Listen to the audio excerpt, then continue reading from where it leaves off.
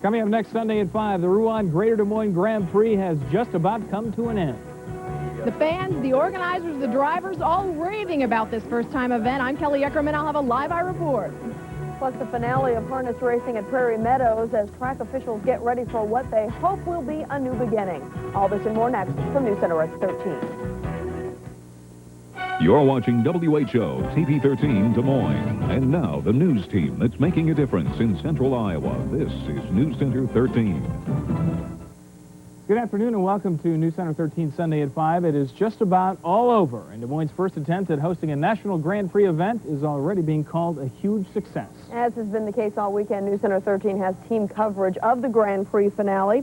First, Newscenter 13's Kelly Eckerman and then Rick Silvestrini live from pit row. Kelly?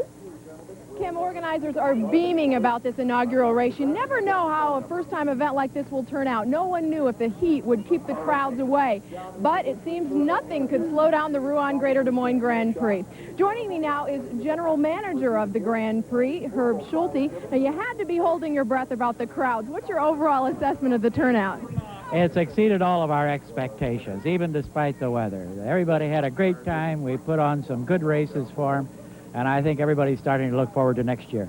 Now, I know you had kind of a break-even point you were hoping for. You think you reached that?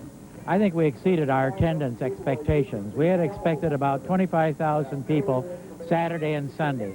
And I think on both days we were well into the 30,000. Now, we've been hearing some rave reviews from the fans. They say it was a lot more than they expected. But you've been hearing more from the experts, the drivers, the SCCA people. What are they saying? I certainly have. And we're deeply concerned about the reaction of the drivers because these are the people who put on the show. And everyone, without exception, says, we're going to be back next year. We love it here. Okay, thinking about any additions for next year, any changes? Not at this time, no. We're going to try and correct the problems that always come up on a first-time race, but we'll have a better one next year. Okay, great. Congratulations, and thank you. Herb Schulte, General Manager of the Ruan Greater Des Moines Grand Prix. Now we are going to turn and take a look at the racing itself today. An exciting day on the track, and we're going to turn to one of our sports experts. Rick Silvestrini is here now to give us a quick rundown on what happened here at the race today. Rick? Thanks, Kelly. Of course, all the racing has now been completed. In the feature event, the Trans Am event, it was Dorsey Schrader holding out through all the heat. His machine held out, he held out, and took that race. We'll have him live coming up in sports. And also, the Super B race just completed. It was Mark C. Smith taking home the checkered. We'll have all that and more coming up in sports. Okay, Rick, and we'll look forward to that. Thanks very much. It was another long night for the Grand Prix track crew as heat continued to cause problems for the race surface. Workers were busy until about 3 this morning, laying nearly a ton of fresh asphalt on the course. The Trans Am race took its toll on the track, and crews rushed between races to make repairs. Most of the problems occurred in turns 7 and 9. Drivers say they've been impressed that the course has kept its shape.